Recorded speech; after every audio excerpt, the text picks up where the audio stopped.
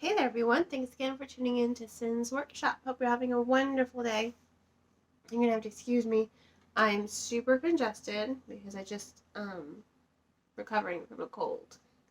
Luckily not COVID, but still a cold nonetheless and hit me pretty hard. Um, but that's neither here nor there. I just have lots of congestion and coughing still. Lots of coughing. But anyway, today we're going to be talking about the Left-Handed Booksellers of London by Garth Nix. Alright, this is the second novel of Garth Nix's that I thought I was going to love. I thought, high fantasy, I'm totally going to like this book, right? So the same thing with the last book I read of his, Angel Mage. And I had the same issues I had with Angel and Mage. I'm going to start coming to this conclusion that maybe I shouldn't read Garth Nix. I don't know, maybe I'll come across a book of his that I'll absolutely love. I know he's a, really famous author, really large fan base, but this was just not for me, and I think I'm just not a fan of his writing style because the same issues I had with Angel Mage, the pacing is what I had here. I think it's a really good story. I think it does lend itself to having really strong elements to the writing style that I do think are interesting. I just can't get past the pacing because what really got me, what really bugged the crap out of me was the dialogue. And not even the dialogue itself, it was the overusage of ellipses in the dialogue. I read books this past year where characters have stuttering. That doesn't bother me at all. The occasional ellipse doesn't bother me at all. But when you have 3 or 4 in one sentence, yeah. And you think I'm exaggerating. I'm not. I wish I were. There were so many times when the character Merlin was talking, and I'm like, I actually took the time to count. I'm like, oh my god, how many ellipses are on this page? In just one sentence, you have 3 ellipses? That seems excessive to me. And it really did damper the story because it really did pull, it's like pulling teeth. It was just really slow. It bordered on tedious. I wasn't a fan of it. It just drove me crazy that you have a sentence and this one sentence is dragging for 3, 4 lines because of all of these ellipses. It's like, oh my god, just spit it out already. Just say what you have to say and get on with it. That was me when I was reading this. I was just, with the storytelling. Not the storytelling, with the dialogue.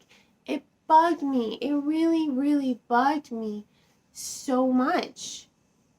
Like a long way. I can't get over it. I wish I could. I can't. I read this book months ago, and you're probably thinking, oh, you're just now reviewing it? Yeah. Big backlog.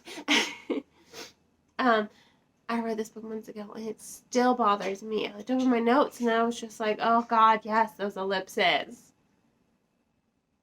There were 3 in a sentence. Multiple times. It's not like it happened occasionally here and there. Every time she was talking to Merlin, it's like he couldn't say anything around this character, Susan. And I was just befuddled because it didn't add anything to the story. In fact, I think it took away from the story. It really slowed down the pacing, and it took away my enjoyment of the character Merlin, who, he's not the central protagonist, but I think he outshines that central protagonist because Susan is not memorable at all, but I'll talk about that in a little bit. It was just, I hated those ellipses. I really did. Now, like I said earlier, Garth Nix, he writes a lot of things that every time I see it and I read the synopsis, I'm like, oh, I'm going to love this, I like high fantasy. I mean, just look at this bookcase behind me. I mean, this is all Dragonlance, and that's nothing but high fantasy right there. And you got Harry Potter right there. Um, I mean, there's so much high fantasy and fantasy on my shelves behind me and in my closet, taking up space in my room. I have to start invading my son's room for shelf space. But there's so much fantasy. I love fantasy. And his plot premises, they intrigue me a lot. They intrigue me a lot. They really do. I really do think that they are captivating. I just can't get over that pacing. The same with Angel Mage. I mean, I feel like Nyx, he has a story to tell. Clearly he has a story to tell. But I feel like he drags it along. You know, you're just dragging and dragging and dragging along until you reach that finish line. And I don't know what it is. You know, maybe I think this is just his style of writing, I guess. That's my conclusion from the last 2 books that I've read of his. That's the conclusion I'm going to draw. I feel like it just weighs down on me though, because you have an interesting plot, and it's clearly a fast-paced plot. Clearly, because a story. I'll say this. Thinking back on it, I'm having a different experience than when I was reading it. I feel like the story was a fast-paced story, but when I was reading it, it just seemed to drag on forever. Because the elements in the storytelling are there that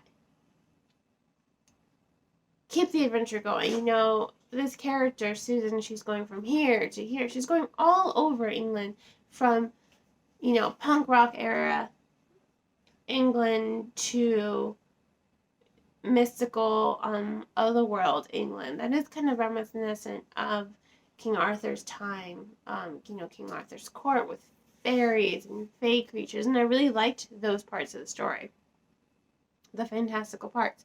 So when you think back on it, I'm thinking, yeah, this should have been a story that I should have blown through, super fast paced. But when I think back on my experience of reading it,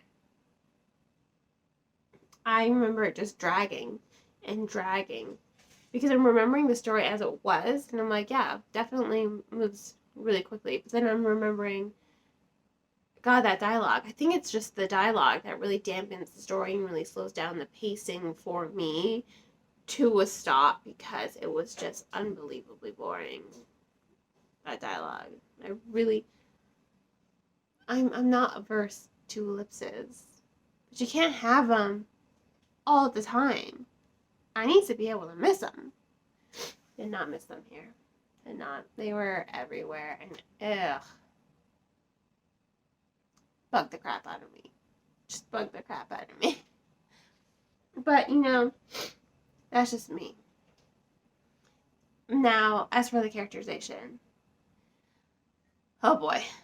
I liked Merlin when he wasn't stuttering and stammering. He's really flamboyant. He doesn't conform to gender norms. He will wear whatever he thinks is fashionable on him, whether it be a dress, a skirt, some makeup, a nice pantsuit.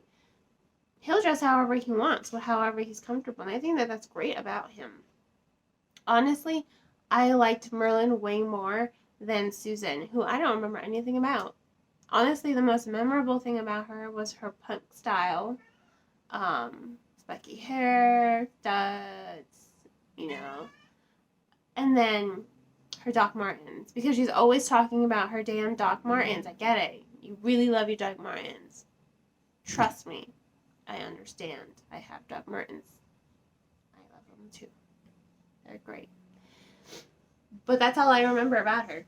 I really don't remember, you know, anything about her physical description, how she looked, her personality.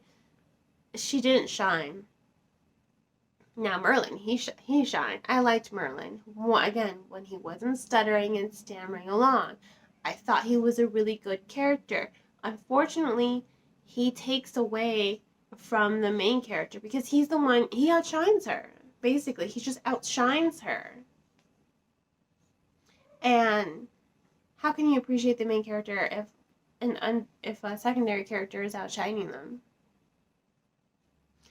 You know, nothing memorable about Susan at all. In fact, I'm so glad I wrote her name down because I don't think I'd be able to remember her name at all. I don't remember any of the other characters' name. I remember Merlin because, again, he's a good character. Again, when he's not stuttering and stammering around. So,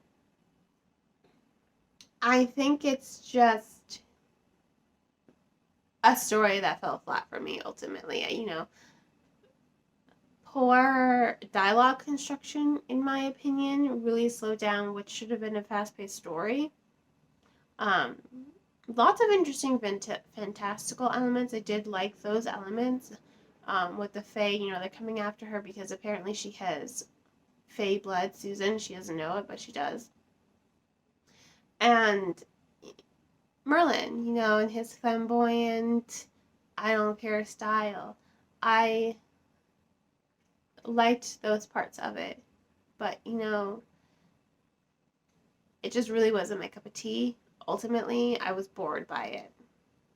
I found the main character unmemorable at all. Again, I don't remember anything about her. Looked over all my notes. I can't find anything about her because she's not memorable as a character. I didn't think she was memorable outside of her Doc Martens. And that's about it, unfortunately. Starting to think maybe Garth Nix is not the writer for me. Unfortunately, I've seen a bunch of his books at the bookstore, and I always look at them and I'm like, I want this. I want to read this. Starting to think maybe I should reevaluate my opinion, or maybe I should keep reading him. Maybe I'll find something of his that I like. Here's hoping. But this is the second book of his that I've read in the past year, and I have not been impressed. I think pacing is really a big issue for me. I'm not averse to slow-paced stories, but when you have a story that seems like it's supposed to be fast-paced, I think I kind of expect a faster pace than what is being delivered to me. And more engaging characters and better structured dialogue. In any case, this was the Left-Handed Booksellers of London. I have to give it 2 stars. I wish I could give it more, but I can't. It just was not for me. But again, that's just my opinion. And my opinion is my opinion. My opinion is not your opinion. And I encourage you all to form your own opinion. So I will include a link to purchase the book in the description below. Please support authors by purchasing their books, and please support booksellers by purchasing off of book websites like Bookshop, IndieBound, Barnes & Noble, and Better World Book. Oh, and Book Depository. Support booksellers, bookstores. Amazon gets enough business. They don't need our book business too. On that note, I hope you all will continue to support me by liking this video and sharing it with all your book loving friends. Please do not forget to hit that subscribe button. And on that note, have a great rest of your day. As always, happy reading.